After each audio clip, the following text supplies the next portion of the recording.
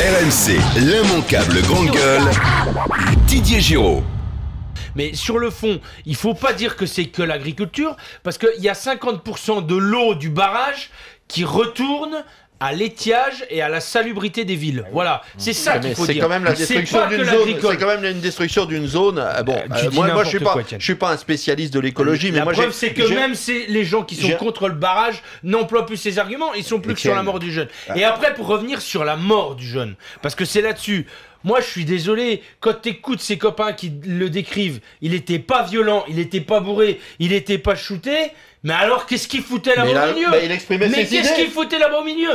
Toi, quand tu vas en manif, c'est uniquement pour péter du flic, c'est ça? Écoute-moi bien, Étienne. Tu défends pas tes idées, tu vas pour péter du flic. Tu parles c'est bien, je suis content que les moins de 20 ans peuvent pas connaître déjà, que des manifs de paysans violentes, ça fait bien longtemps qu'il y en a pas eu, à part les paysans. Mais on peut se retrouver. Les bonnets rouges l'autre jour, c'était des enfants de cœur. Mais arrête de dire que les bonnets rouges, c'est les paysans, tu nous saoules. C'est eux qui l'ont dit. Ils disaient eux-mêmes ont dit, il n'y a pas de gens. Tu dis n'importe quoi. Ils l'ont dit eux-mêmes. Il y avait des paysans, parce que t'as vu 2 tracteurs à la télé, donc pour toi c'est les paysans, sauf que c'était une colère populaire qui s'exprimait de l'ensemble de la Bretagne, artisans, PME compris. Et après des manifs paysans, il y en a eu, oui, violentes, oui, j'y étais, oui.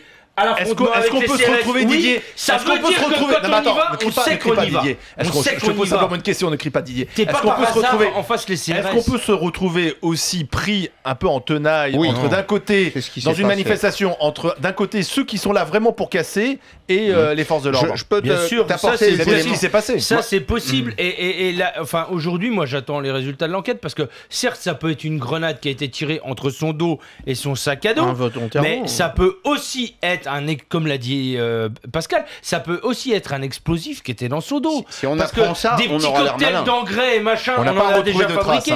Non mais comment? On n'a pas retrouvé a priori de traces. On verra. Mais je vais faire circuler sur le barrage de Sivins. Regardez, je vous fais circuler. Vite fait sur le barrage de Sivins. Ça fait 3 ans que le site est occupé. Et ce qui est bizarre quand même, parce que ça il faut le savoir, ça n'a jamais été dit dans la presse, c'est que les choses ont commencé à dégénérer, c'est devenu violent quand il y a des gens de Notre-Dame-des-Landes qui ont rejoint le Tarn. D'ailleurs, c'est à Nantes qu'il y a des incidents cette nuit. RMC, l'immanquable grande gueule.